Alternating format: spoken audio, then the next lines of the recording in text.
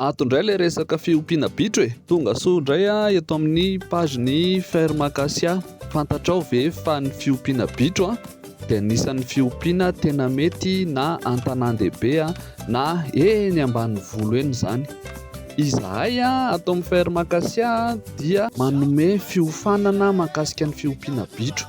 Manantona anao mivantana izay manoro an'ireo teknika rehetrarehetra sy ny fomba atao rehetrarehetra mba azahoanao vokatra izany. Tsy voatery ho atao ao an-dakilasy ity formation antsika ity, fa izahay mihitsy no manantona anareo na ianareo eto Antananarivo izany na anareo any amin'ny faritra izany afaka manantona anareo izay aza misalasala miditra amin'ny MP manontany anay momba ny andinindininy izany. Ny saram-piofanana dia mora ary natao ho takatry ny olona rehetrarehetra. Ka ho anao le tsy manam-potoana matetika iny na sahirakirana nefa tena liana te hiditra amin'ity sehatra fiompiana bitro ity aza misalasala miantso anay fa omenay fahafahampo tanteraka ianao.